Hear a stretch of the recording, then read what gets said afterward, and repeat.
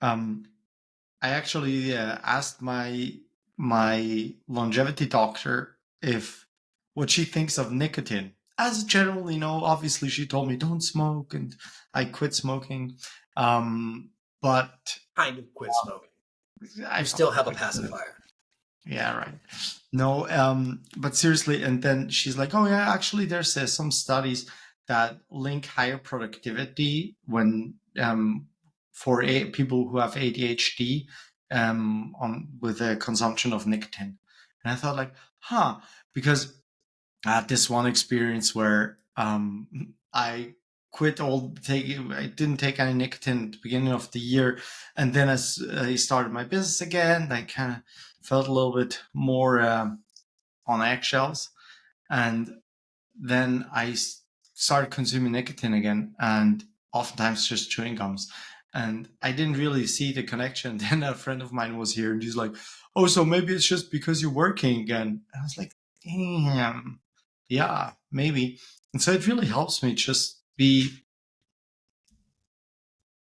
more Yeah, I into mean, it. Huberman actually has a whole podcast on this. Like, one of his mentors eats like 30 pieces of nicotine gum a day, and he's like, it's neuroprotective, and it is. Like, something in the dose is incredibly tiny, so don't go thinking that you're benefiting your health by doing, a tin of Zins a day. But yeah, like 2 milligrams of nicotine a day.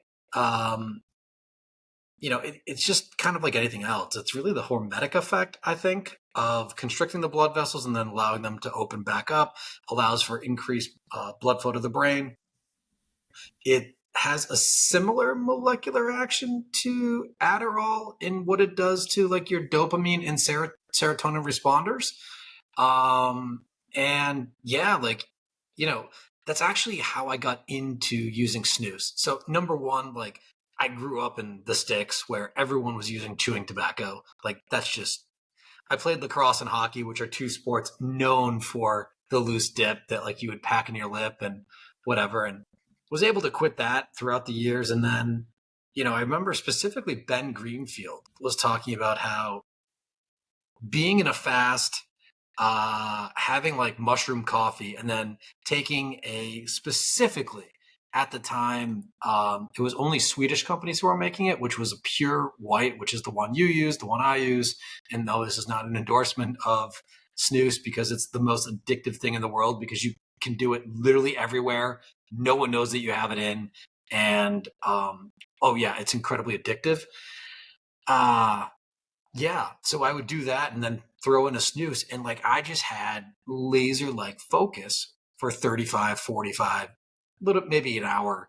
And I was just like, oh, this is amazing. And then I started to get bored at work. It was a Swedish company. I wanted a buzz. I started using snooze, and now quitting snooze, like, I find to be way harder than cigarettes. Like 10 times harder. Hmm. Interesting, yeah. Well, Yeah, my because you can my do it everywhere. Like when you're a cigarette smoker, you kind of have to go outside.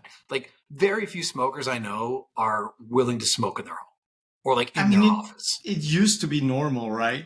Like, I mean, Yeah. that always freaks me out when I watch old movies and stuff, and you see the guys walking through the Pentagon. They're just casually smoking everywhere. Like, it's so funny to watch that.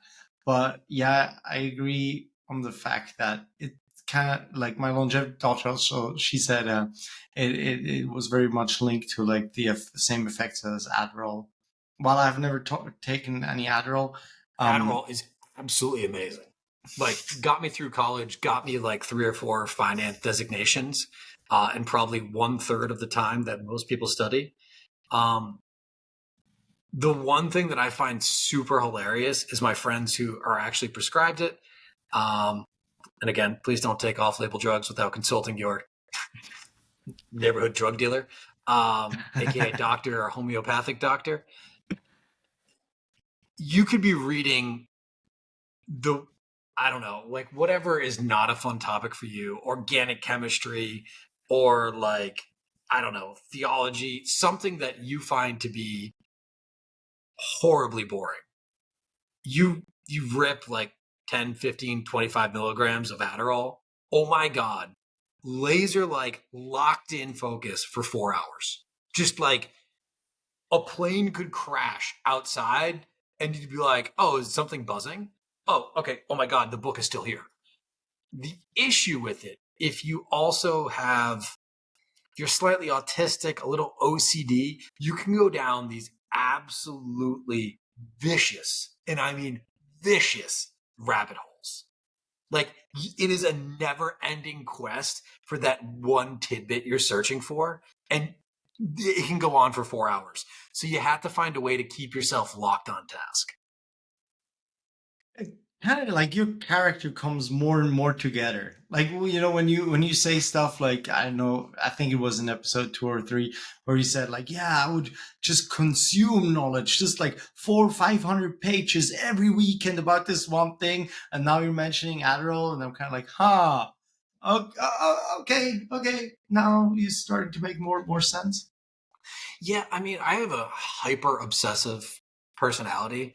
Um, when I get into anything, like I'll read 5, 6 books on it. Like I'll just dive in head first. Like there's no like, oh, just dipping my toe. Um, Great example. Um, I want to run this race this year. It's next September. It's 330 kilometers, which works out roughly to a little over 200 miles. Um, it You effectively summit and go down Everest 3 times over the course of it. You've got 150 hours time. Anyway, that's like my mission next year. And I just have consumed, I don't know, 100 hours of YouTube content, like going through other people's race reports, seeing every single section. When did they rest? When did they sleep? How much did they sleep? When did they shower? How many times did they change shoes? What did they pack? What kind of packs were they using? Were they poles, no poles, cast sleeves, no cast sleeves? Like every little bit of minutia I could pull out of it, and you know, all of a sudden just completely upended all of my training to focus on how do I build the most perfect physique, most perfect engine to tackle that task. And yeah, Without ever spending even a single second of training, I take it. well, my training was all in between that, but Oh, yes. Yeah. I mean, that's true. I think most people could probably, without a time limit, wing a 50K or a little over a marathon.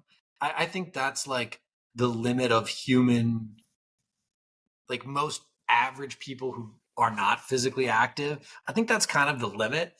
If they fueled it correctly and they walked and they didn't really exert themselves, I think they could probably do 50K. Hmm. 330K, that is like you, number one, you probably have a screw loose, and number two, like it definitely requires a huge amount of training. Yeah, and I think it probably also I mean, I have not even contemplated doing anything like that, but I would assume that it really, no matter how well trained you are, it really comes down to willpower again. Like, Oh, it's it's probably you're 100% gonna will. probably gonna break multiple times throughout these 330 Oh yeah. kilometers. So have you? I mean, do you listen to a lot of David Goggins? Like, I haven't listened to a ton of him because at some point, like, it just gets old to me. But hey, if you're in a little bit of a slump and you need something to pick me up, like, there's probably a Goggins video that'll get you fired up to get you through the workout. And I think a lot of people can probably take a page out of his book and uh, go do hard shit. And kind of, as you talked about, working that muscle and making yourself, hardening, your ability to go through difficult sections. But one of the quotes that he talks about is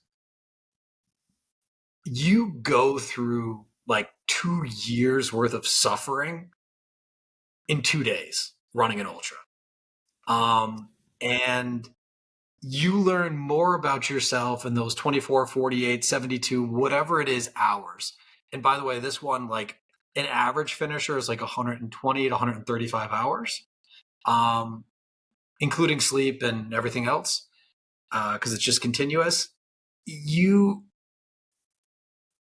you're so raw. You're so exposed. you're so tired. Like you're just completely broken down to your pure essence. You've got the benefit of being in nature. Um, Most people run it solo. So you're spending a huge amount of time alone, even though there's 1,000 other runners, just because it really gets stretched out.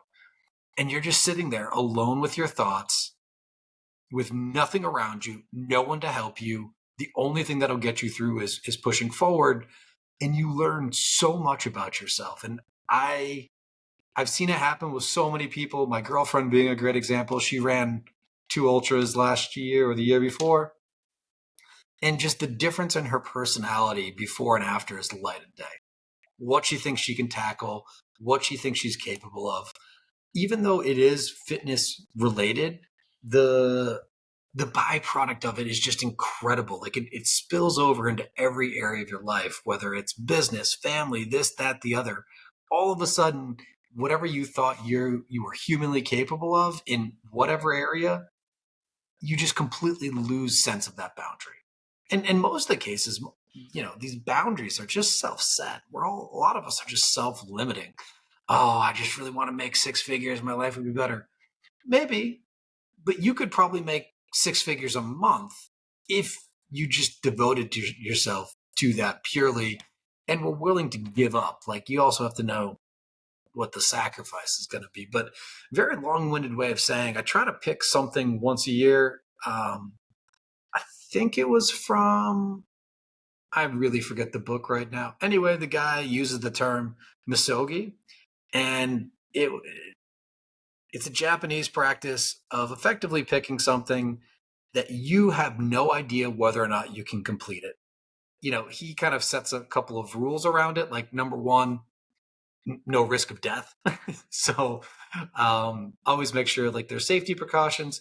Number two, you should have around a 50% chance of being successful, but not too much more on either direction. You want it to be outside the spectrum of what you consider to be possible, but there's a chance, and you can have seen other people have done it. And three, it kind of goes back to number one. Like if you get injured, just pull yourself out. Like it's not worth having harm to your body for forever just to kind of do this.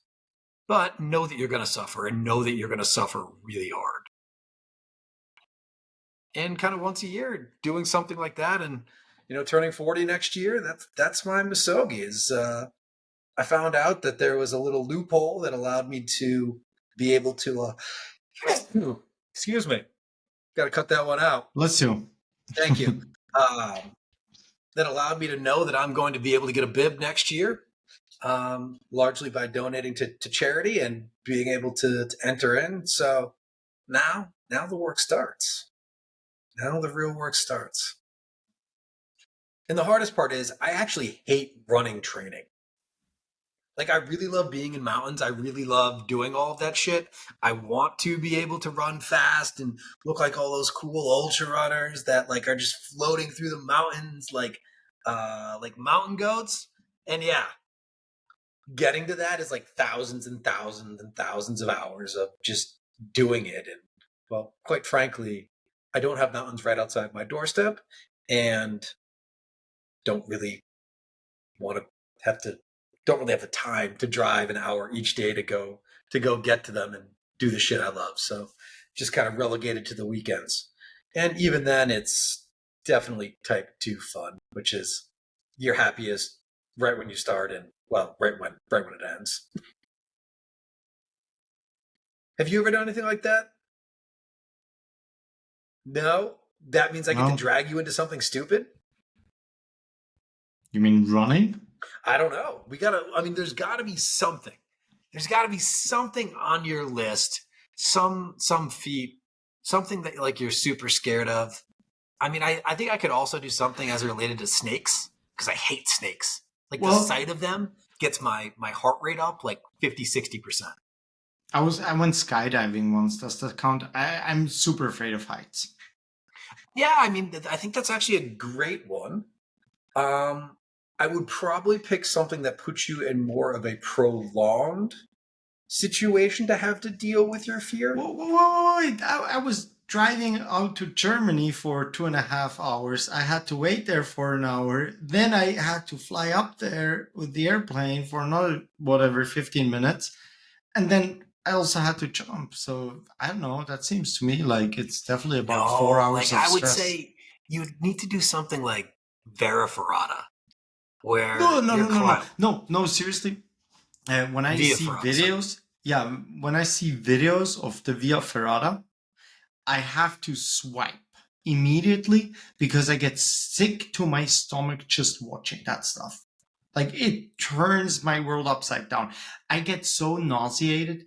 As an example, I have anyway some issues with the equilibrium, and Okay. so like as a kid, I would always get sick in the back of the car and stuff, and I still have that. So like as an example, I can't go on a swing with my son. I think I previously mentioned that once because I get sick. And if there's a movie, yesterday I actually had time in the evening and we started watching a movie and they turned the camera a few times, like 360, and I had to look away because I got so sick. So like, and then when it's combined with heights, it freaks me out. It's really like, no, if for me, it would have to be something less with like fear, but like doing something crazy with my body, like running an ultra marathon or something.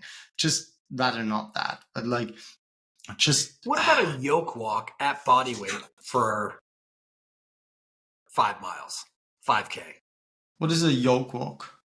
Do you know like the strongman thing that like goes over your Mm-hmm. back and like there's four plates, like Yeah, two in yeah, front, I've two in done the that. back? That's called yoke walk. That's called a yoke. And a yoke Okay, walk is when you put a yoke on your shoulders and you walk with it. and so like double body weight. So like my body weight on top. So like Yeah. 160 pounds, 170 pounds. Yeah. I'm down. So like something like that. Yeah. Like it No. doesn't Yeah. have to make sense. Or No. carrying a sandbag at 3/4 your body weight for a 10K. I don't know. Something that is just like completely effing ridiculous. It has no bearing on the real world, right? Like it Mm-hmm. doesn't, like you being able to carry a sandbag 10K like doesn't do anything for your day-to-day life. But like I'm down. in your head right now, do you think you could do a 10K? Oh, yes. I All mean, right, then what then with a then that's sandbag? then that's not a good one. With a sandbag? Yeah, but I'm saying it's clearly weight dependent. If you had to carry your body weight in a sandbag, Mm-hmm. that's different than half your body weight or 3/4 or 25%. Let's say my sandbag. Not my sandbag. That's the one I carry on my belly. A sandbag on my shoulders. My body weight for 10K Well, like hold on, like you're kilometers. introducing so many other variables here. We can you carry it anyway, or do you have to bear hug it? Because if you have to Yeah, bear no, hug it, we're not getting gripping.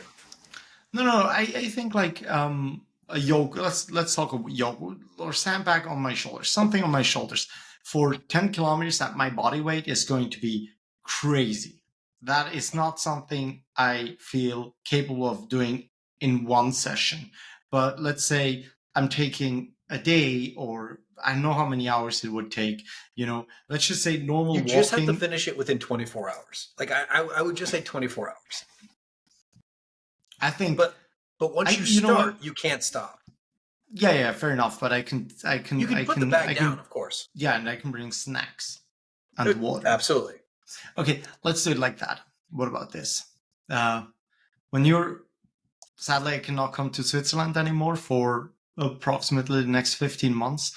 Um, if you're in California next time, we both strap on some like GoPro equipment and Yeah, we and we, try we it. just go out and do that. I'm Yeah, totally in. yeah, I'm in. And then we posted online how effing hard it was. And if it's both at body weight, it seems fair. Like right, like you would have to have like 250 pounds, and I would have like 120 pounds, and so like it would be totally fair. And then obviously try to go very flat, which is not that hard around here. We don't have to go up into the hills to do that. I I think just because I said right now that I can do it, I will do it. But I think that I will hate myself after the first K. Oh, totally. Mhm. I mean, this is going to Sounds. be like 6 hours. I said 8 before, or 10, because I'm thinking like 10 kilometers, right? So average speed, if I just walk without any weight, is around 5 kilometers. So it would be 2 hours, right? In 2 hours, I could easily walk 10K.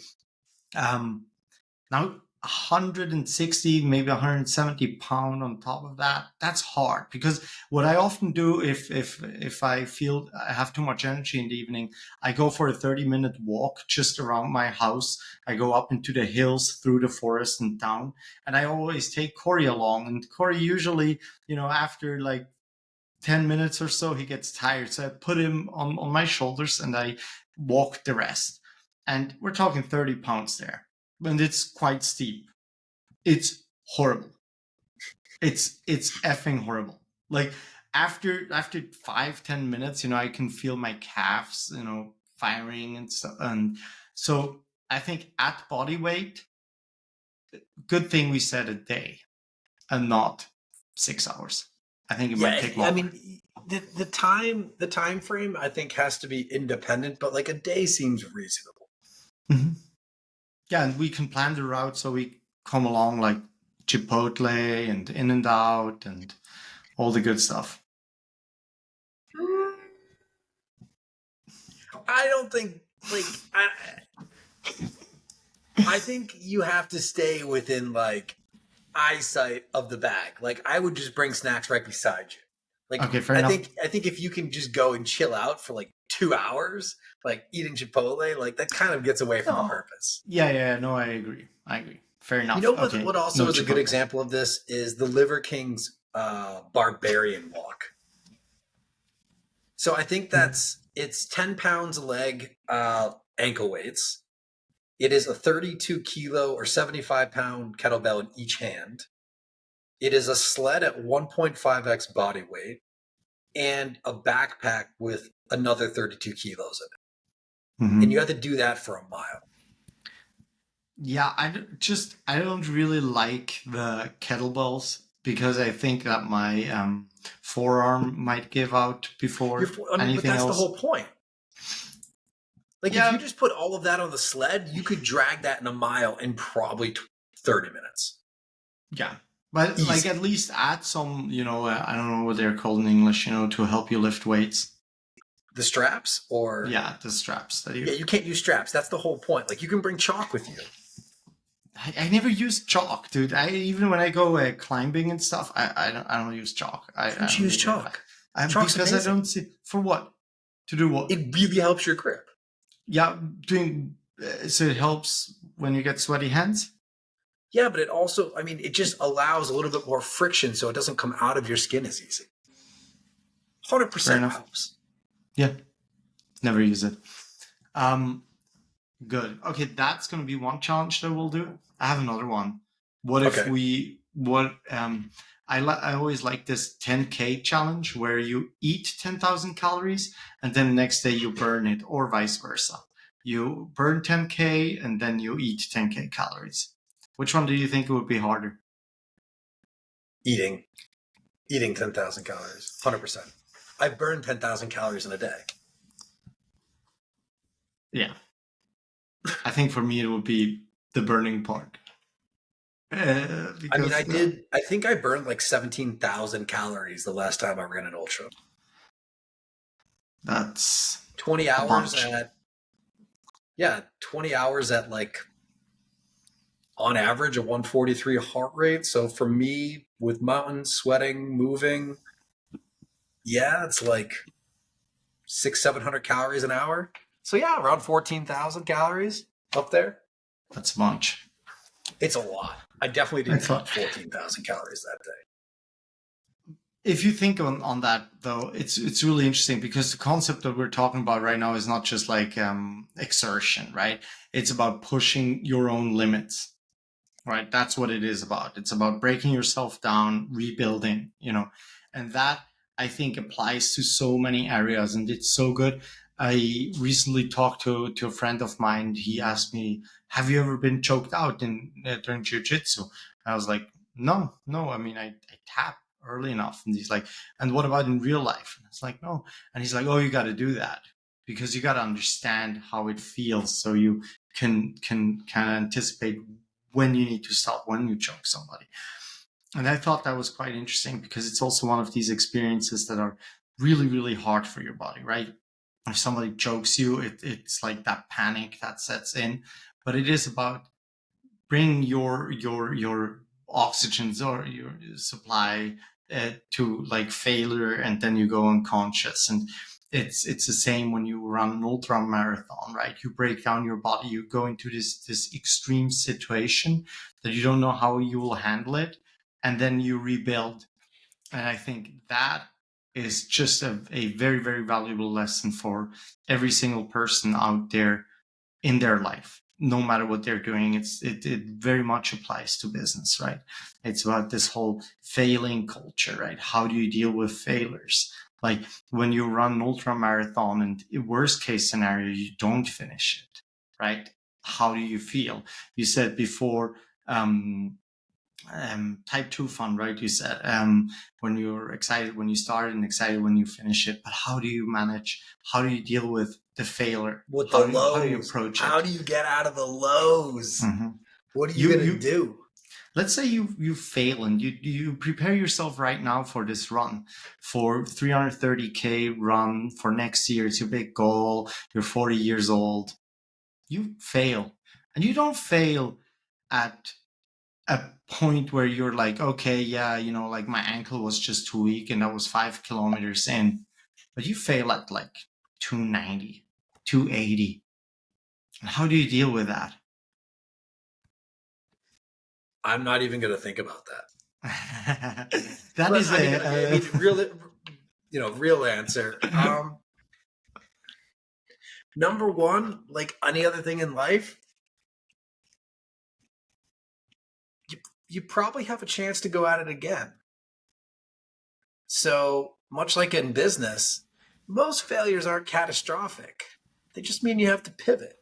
They just mean that you learned a new point of reference. And I think that it's the same thing. It hurts, it stings your ego, but then because your ego is bruised, you're like, hey, maybe I shouldn't have only hit 80% of my training sessions. Maybe I need to hit 95. And what if you have hit all the training sessions that you planned out? What if it's this, maybe as an example, what if you're just not good enough? What if you're just not intelligent enough to pull this thing off in business? What if your body is just not built to be a long distance runner? What then? How do you deal with that? well, number one, if you hit 90% or 95% of your training sessions and you weren't able to do what you wanted to do, well, your plan from the beginning was had errors. Number one. Number two, maybe it wasn't necessarily a training plan. Maybe it was your nutrition, your hydration, your preparation, your sleeping schedule, your all of these the various things.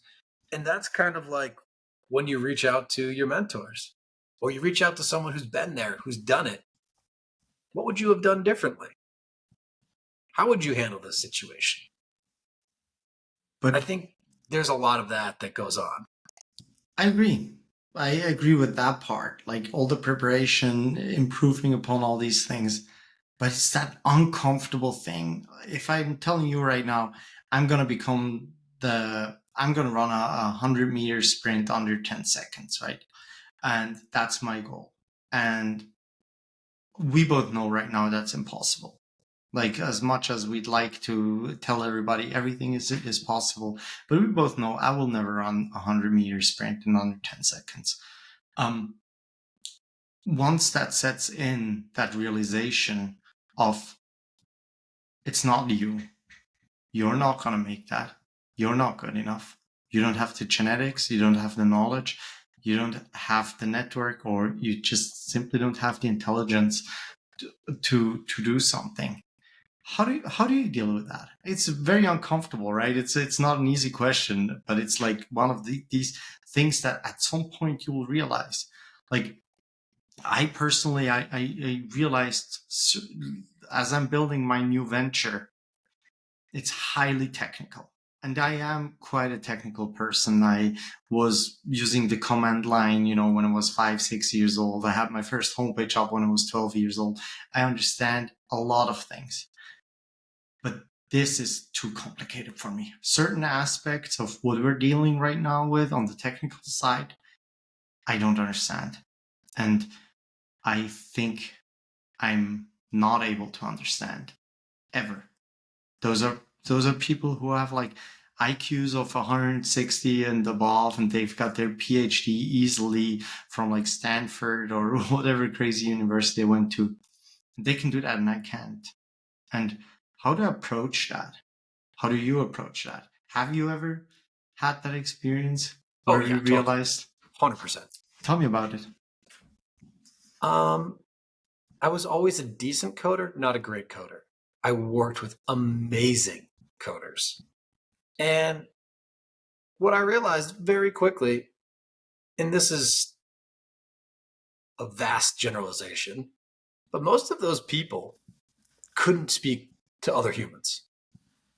But the fact that I was like loosely conversant in their world allowed me to straddle their world and also the world of talking to investors. And the value that I could create by bridging that gap was worth 10x whatever they could do with coding. Because, like with anything else in life, an amazing product without someone to buy it, without the world knowing about it, is worthless. And there's so many people out there that tell me, oh, I'm a brilliant portfolio manager. My strategy is incredible. If I just didn't have X, Y, and Z, I would, I'd be crushing it. I would have a huge fund. I said, well, quit. Start raising money. Well, what do you mean? Quit and see if you can raise $1. Because all of the skill in the world isn't worth anything. You look at Blackstone, and and for people who don't know, it's the world's largest private equity firm. Hundreds of billions of dollars of AUM. It might even be close to $1 trillion now. AUM is assets under management. Yes. If somebody doesn't know Blackstone, they might also not know that term. Yeah. And Steve Schwartzman, the founder, brilliant guy, absolutely brilliant technician, absolutely brilliant analyst. But what is he best at in life? Connecting with people. If you read anything about him, he takes like a 3-hour lunch every single day. He's in every single hotspot in New York or wherever he is, shaking the hands with the people who can write the $50, $100 million checks. How are you doing? He knows their kids' names. He knows everything about these people before he goes to sit down. Because being able to connect with those people while we're still in a world where people have to make the decision as to whether or not a check gets written, that matters. Now, he might not be the best at turning around a company, but he makes $2 billion a year, and his company makes billions upon billions of dollars a year in fees, and he can hire the best people. And the way that I look at it is we're all given gifts, and we're just here to kind of figure out how to use them to the best of our ability. And I used to get super upset that like I wasn't capable of something, but I realized everyone is not capable or as capable at a lot of things. And I really just doubled down on my strengths. That's the really way I got through it. And then, that brought me to a level of success where, still have a lot to achieve, but allowed me the ability to really go and grow an organization. I love that. I mean, I think business is slightly different from physical stuff. I think physically, like, listen, there's just some stuff that is genetic and muscle length and muscle fiber composition and this and that. Like, there's a reason why Usain Bolt can run as fast as he does with a zillion hours of training. And you or I, even with the same training, never get close. Even the people who are considered elite, those 0.1% people. But when we're talking about the type of events that I'm talking about, or these types of challenges, you can clearly see that a large population of people have completed them. So you know that it is humanly possible for a large population to do this. Maybe you trained for a year, but 90% of the people who finish were as consistent as you were for 3 or 5 years. And you just need to give it time. You need to give it the time for those adaptations and those muscle changes and your mitochondria and all of that other shit to get to a point when you can just suffer through it. The other thing is, in these races, I see people who are like 60 doing it, 70. Not necessarily tour, but it's a lot of time older people. And they just have a different level of grit. Like they came in ready to suffer more than you. And that's another thing. Maybe you just need to learn how to suffer better. Not at the risk of permanent injury for life, but maybe you just need to, like, you know, I had this complete fallacy, and we'll get off the ultra running thing shortly because it probably is boring the shit out of everybody. But I was under the impression like these guys who would run Western States 100, which is like the fastest 100 miler and one of the oldest 100-mile races in America. I was under the impression because like these guys, they're running across the finish line in like 14 hours for 100 miles with a ton of vert. And they're just smiling and they're happy and, they actually look fresh. Like you talk to these guys, you actually listen to their race reviews, and like they're suffering from mile 40. And they just mentally were able to go to a different place and cross the finish line. And they hurt, and it takes weeks for them to recover. So like one of the things you have to know is the guys who are at like the peak, how much pain are they in at the end? Because it might be vastly different than what you think. You think that they have it easy. If you could just train 24 hours a day and it was your job, I'd be able to do it too. Maybe you'd be better, but you're still going to hurt. And I think that's kind of the moral of the story of whether it's business or sports or anything else. If you want to get to that place, you're going to suffer because number one, you only hear the success stories. And then, a lot of people say, guy came out of nowhere. Yeah, came out of nowhere with 10 years of doing the shit you never wanted to do, day in, day out, plugging away, making small wins. And over time, those just accumulated and they were able to actually bring it to a different level. I like I want Why to do you agree touch with me? Come on, come up with something that's different. because Tell me I'm wrong.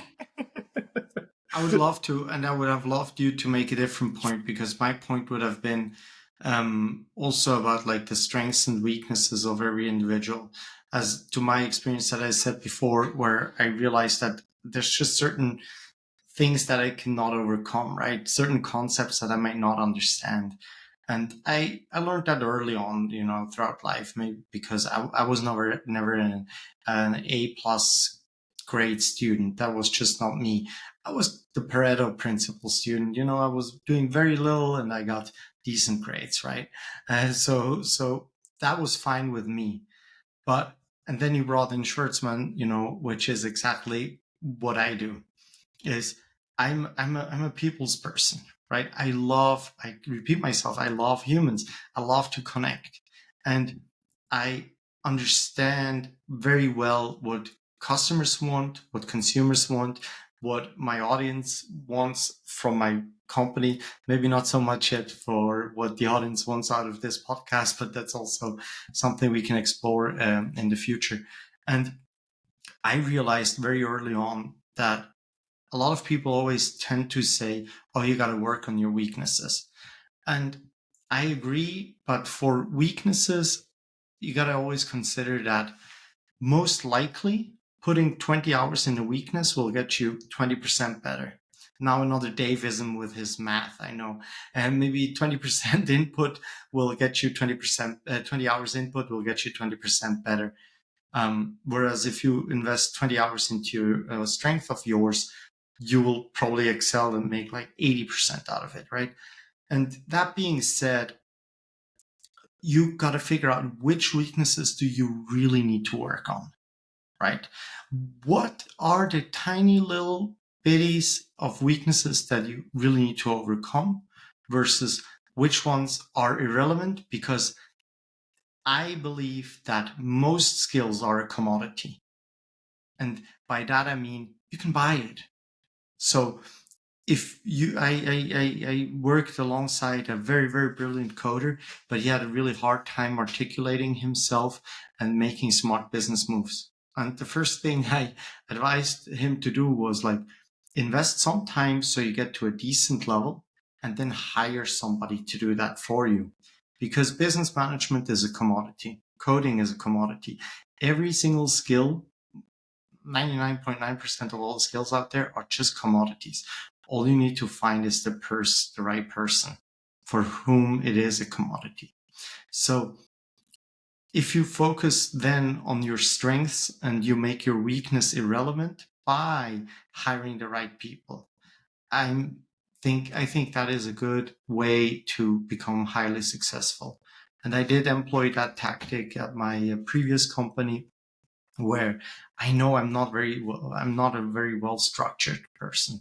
I'm not working in processes. I'm very chaotic. So why not hire somebody who is very good with that kind of stuff, who can implement these new processes, who can have that kind of thinking and make my weakness very much irrelevant, while I can focus on my strengths, which is creating meaningful connections, like listening to people, understanding their needs, and then take that, bring it back into the company and make it better. And that, like you said it, it also applies for sports. You're absolutely right. I when I do any kind of sports, when I roll with somebody, as an example, I'm most likely not going to rely on my stamina, but I'd rather rely on my strength because it's just more convenient to me. That still means I need to put in some work and increase my stamina and get better endurance, but it probably makes sense for me to mostly stick to getting better at technique because I'm good with that and focusing on my strengths, which is strength. And so I think that's really, really important. So the way I think you deal with failure is just the way you look at it. And I think that's the Yeah, I most think how you important part. frame it, right? Because like Yes, on one hand, exactly. it's failure. On the other hand, it's a data point of something that's not working, which doesn't mean you That, failed. And that, something mid 40s woman in mid America plaque, like as long as you don't give up, it's not failure or whatever. As long as you don't quit, you keep going, you can still be successful. It's so corny, but it's so true. Um, you can pivot, you can this, you can that. I mean, how many massive success stories? I mean, YouTube was a dating site, and then they realized everyone just wanted to share videos, and then they pivoted to having a video. What YouTube is, was 20 years ago, um, into the largest video sharing platform in the world. Same thing with Instagram. Wasn't Instagram like a beer or a beer or something? It was something to do with people on holiday, and the only function that actually people used was the photograph function. And they're like, why don't we just build a photograph app? And lo and behold, they make a photograph app, and the rest is history. They have $1 billion exit. But now interesting. it seems that $1 billion exit is not all that big of a deal. I mean, look at this. It just printed today, actually. It's an open AI competitor that Google invested in their Series A, and now Amazon, I think, is coming in with 3 to 4 billion, leading a B or a C round. And I mean, they're going out with like a 20 or $40 billion valuation, and the company's only 3 years old. Which companies? I need to look it up, but it's that Amazon just announced, or rather, they issued a press release that Amazon was investing the latest round, 2 to 3 billion, at like a 30 billion valuation. Interesting. It By was the way, 4x the valuation of 18 months ago. Instagram used to be did something like Foursquare, the city search and discovery Okay, mobile yeah, it app. was some type of That was check-in. it. Yeah. Yeah, So maybe you had beer because all you ever search for is beer, right? When you're in a city.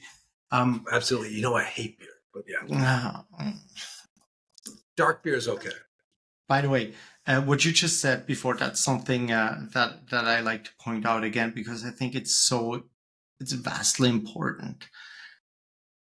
Once you fail, it can either become something that eats you up inside or really a data point. And I think that you cannot stress that enough.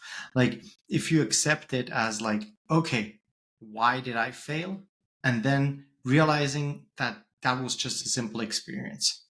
It's like you can fail and fail and fail. And every time you look at it as an experience, it's so valuable to you because I think it doesn't matter how many times you fail. I'm not going to say it just depends on how many times you get up.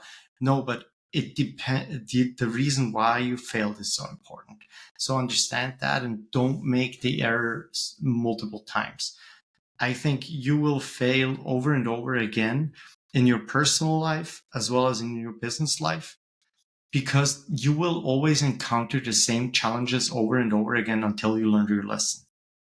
And that is not some mystique destiny kind of thing. It's just because your character is built a certain way, you will get into the same situations again. Maybe in your relationship, in your business world, in your sports, whatever you do, you will hit the same situation over and over again. You might get the same injuries again. You might have the same kind of breakup with your girlfriend again.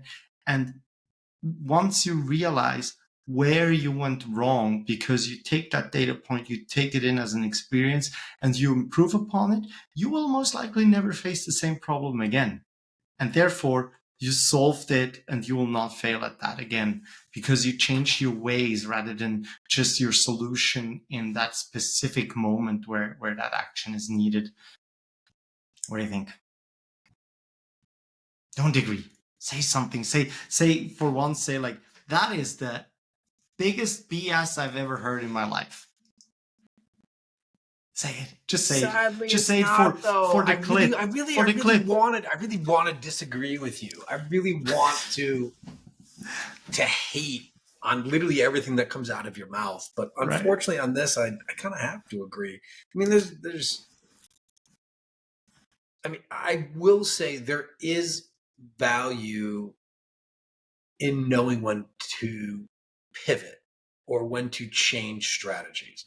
Mhm. And I think understand, and there's no hard and fast rule to this.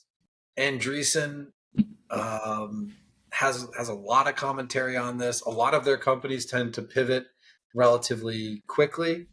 Um, and then other of his companies never pivot because you don't know when you're going to strike those diamonds. I always think of that image of just keep going because the guy's 2 axe picks away from being able to hit the diamonds. And, you know, um,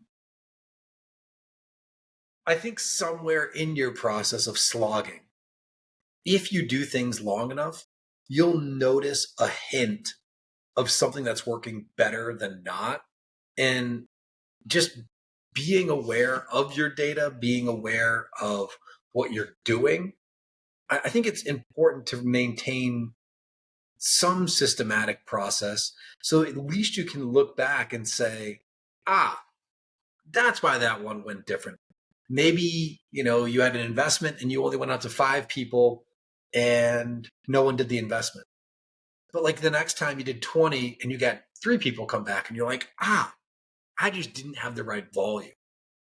Maybe I just needed to do more.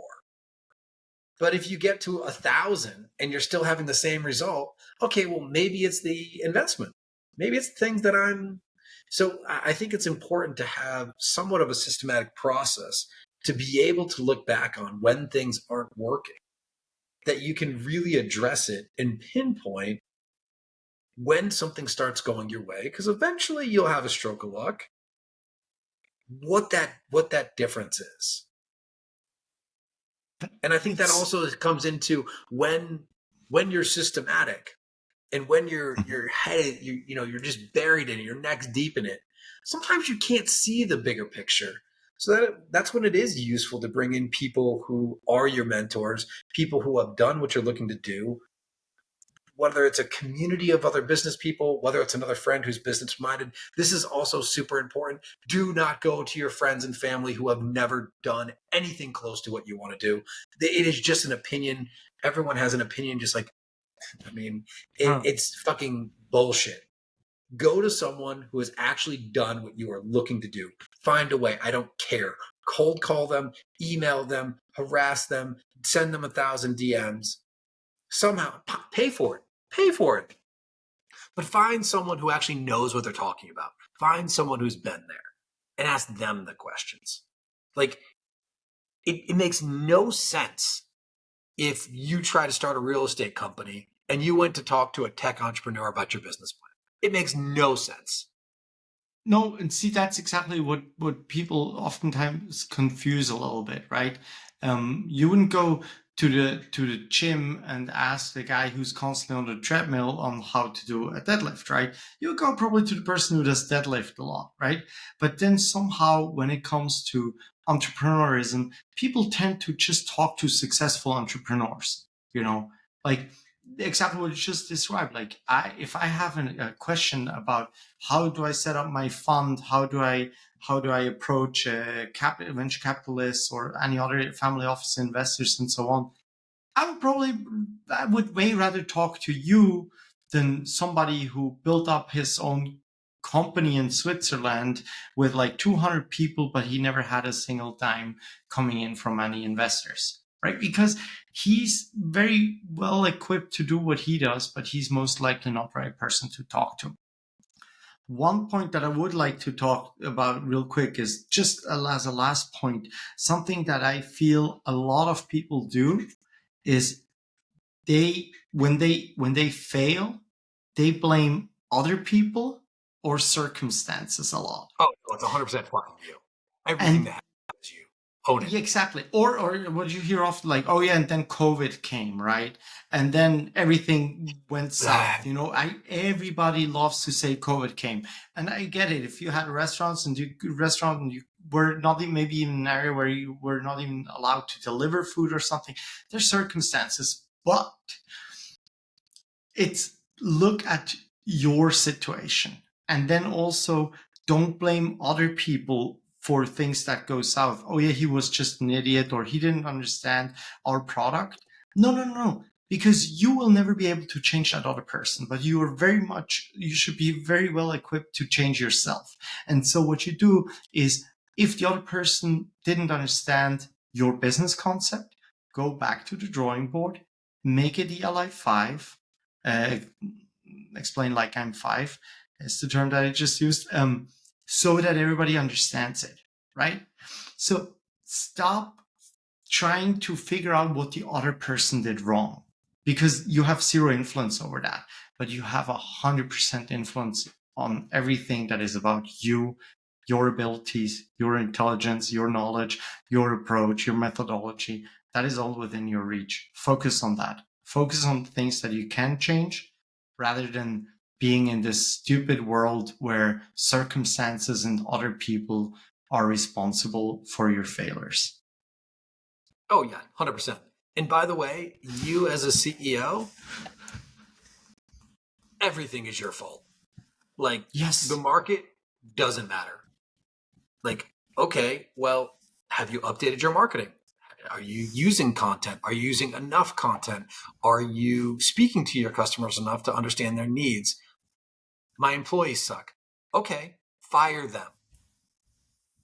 Yeah. Give them different tools. Have you worked on this? Have you looked at the dynamics of how your mid-level management is working with the people below them? He might be the problem, even though he thinks he's amazing. Anytime someone tells me that their employees are idiots, I sit there and I'm like, you're telling me that you're an idiot because you're paying them still and you're not firing them. Now, again, maybe you're in a hot market and it's very hard to get talent. Okay, now you have to go back to the drawing board and figure out, what can I offer these people that they actually find valuable? It might be living in a different country. It might be working from home. It might be some other benefits package. It might be more responsibility. But it's your job to figure out what that is and not just blame it on the fact that talent is expensive and I can't afford it. Well, if you can't afford it, look at your pricing. Are you charging enough? How can you charge more? Like, I don't know. I take it. I, I hate when people tell me that they blame it on something outside when largely there's other people who are vastly successful and you just couldn't figure it out. They're just better at it than you. And That stings. own it. Yeah, but that is the part that stings, right? It's the only way how you will improve, but it's really the part that stings the most is when you have to admit that you're maybe not as good as the other person. Yeah, but have a pity party for like, set a time frame. I'm gonna be in my little depresso ball cloud for a day, Yeah, an hour, hopefully 5 minutes, and then get to work on figuring out what the fucking solution is. yeah. No, absolutely. I at my previous company, I had a rule. I always thought of it as if you're executive management, right? You're getting paid more because you're supposed to take on more responsibility, right? That's the reason. So if something fails and let's say you're the CEO, you failed because either your processes weren't there, you hired the wrong people, you didn't do your market research for whatever reason, but there's no more excuses to be made if you're at the top of the food chain of a company. At my previous company, what I did is I forbode, is that right? Everybody Forbid. to forbid. Yeah, I know I forbid, Forbode but is like, never mind. You forbid it. by Got the it. way, we could have the whole podcast also in Swiss terms, since Brent lives in Switzerland for 8 years and doesn't speak a single word. 12, and I don't speak any words. He knows Birchermuesli, as we heard last time. No, just kidding. I digress. I didn't allow anybody to yell at my employees from outside. So like if a customer got angry with their performance or whatever they did, and they would get angry and they would yell at at one of my employees, I would always call them right away when the employee told me, and I made it clear to everybody that they were not allowed to be yelled at. And I always called the customer and I was like, hey, look, um, these are my employees. I decide if I want to keep them. I evaluate their performance. And if you're not happy with the service they provide, I take responsibility. Next time you're so unhappy that you feel like you need to yell at somebody, here's my cell phone number. You'll call me and you'll yell at me. I'll take it. It's fine. I will not yell back. Don't worry. Only a handful of people have ever heard me yell throughout my life. And I'll take it and then I'll deal with my employee. But you're not allowed to yell at my employees. Point blank, period. Which is Just an not. amazing policy because, number one, it shows your clients that you care. It sets boundaries as to what the clear communication is. And number three, it shows your employees that like you really have their back. So, because no one likes being yelled at, but also on the other hand, 99 times out of 10, or 99 times out of 10, 99 times out of 100, when someone's yelling, like you don't know, like it probably has nothing to do with you. It probably has nothing to do with the service. Like, I don't know, maybe their dog threw up in their shoe and their wife is leaving them. And I don't know, like just one of those days. And they just, they were too low on their patience meter and they just exploded. Like Exactly. it happens to everybody. It's mostly projection. In fact, anytime anyone says anything ugly about you, when they get super angry, and this is also like a really good audit, if you watch someone do something and it makes you like viscerally angry, it's probably the thing about yourself that you hate the most. Hmm. And it's probably like a good gut check to be like, huh, that really pisses me off. I should probably work on that. Like, that's probably something I hate about myself. Like, I find this to be the case with my father specifically. Everything that he does that really annoys me, like deep down, I know that it's one of the things that I 100% need to work on. So just keep that in mind. It's one of those little tips. It's actually a very valuable tip. I think it's really really critical because you got to figure out what triggers you, right? Yeah. Because it's a good exercise.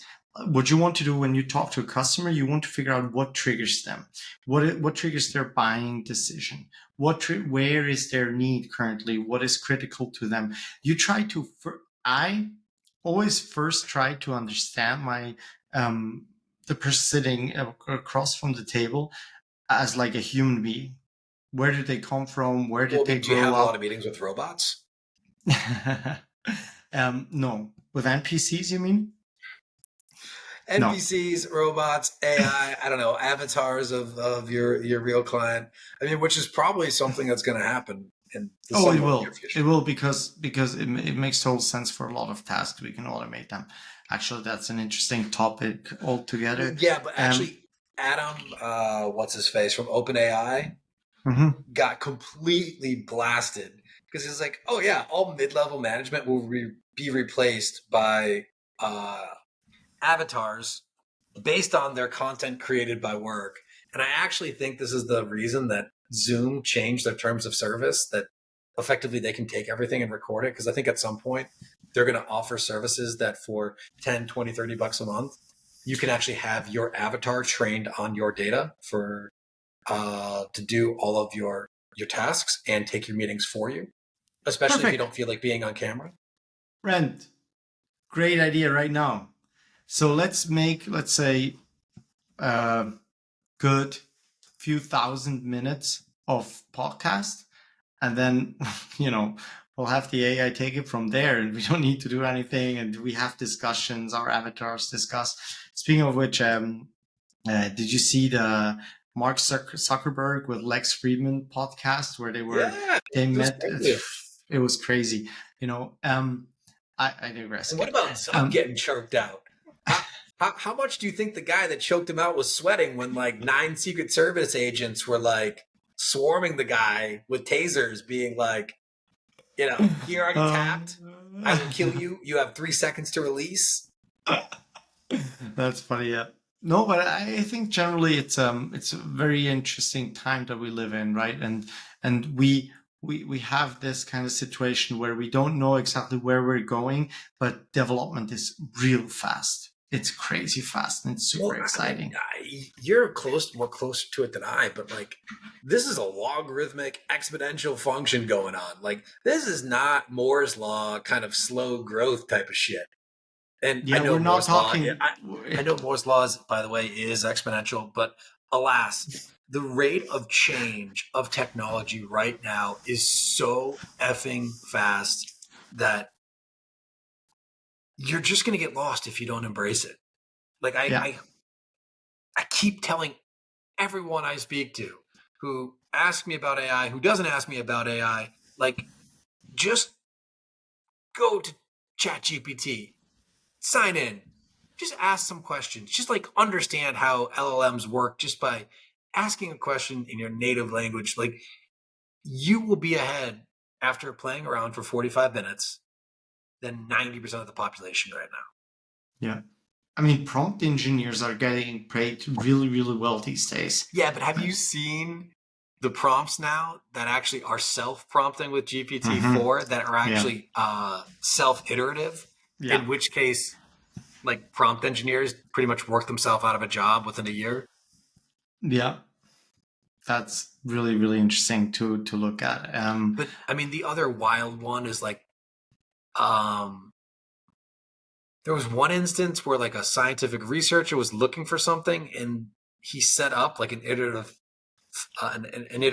prompt, and like eventually at the end he went to go like check the citations of the paper he had it right, and the paper just completely fabricated and posted its own paper on some like non-peer reviewed social science website and like listed itself as an author, and also authors that would be found commonplace to publish this type of literature, and like it literally made its own references and then just cited It's, them. it's so cool. Yeah, it's so cool, Scary, but but so it's it's so cool.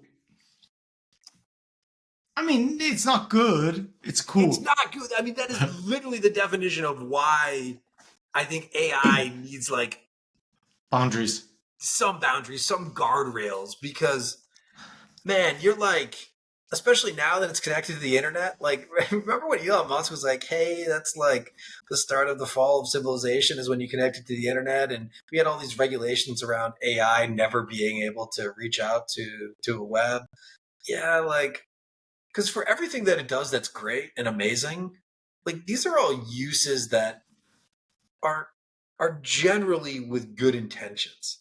But there's a lot of people who have no problem using it for incredibly horrible, horrible, awful intentions. I mean, I have no idea how banks are dealing with AI and in terms of age verification or voice verification or data verification, because you or I, with if anyone has any existing content online, can literally clone somebody. Yeah, Scary stuff. that's that. Yeah, that's definitely something I think we should dive in a little deeper. Absolutely. Um, We totally need an entire episode on uses, abuses, and tricks with LLMs or yeah, large language models. I to the previous episode, if anybody's interested, I added a poll. It said prompting LLM slash AI is one of the options. I think it would also be just maybe have that as a part and just talk generally about what we think the impact is going to be. How do we envision the future? Do we, get to singularity? All that kind of stuff, just like throwing it out there, having a whole episode about it. I would be really stoked to talk about that. Um, Also, I think generally we talked about last time about bringing on guests who have specific questions. I thought a little bit more on that, and I think that would be such an interesting segment because maybe we could even have guests that disagree with us, and then because we have this constant kind of problem that we are very much alike, and I love it. It's interesting. I hope it's interesting to the people listening, to our audience. Thank you very much. Follow, hit the bell button, like, subscribe, whatever, all that stuff that you need to do. Tell your friends. Tell your friends, send it out.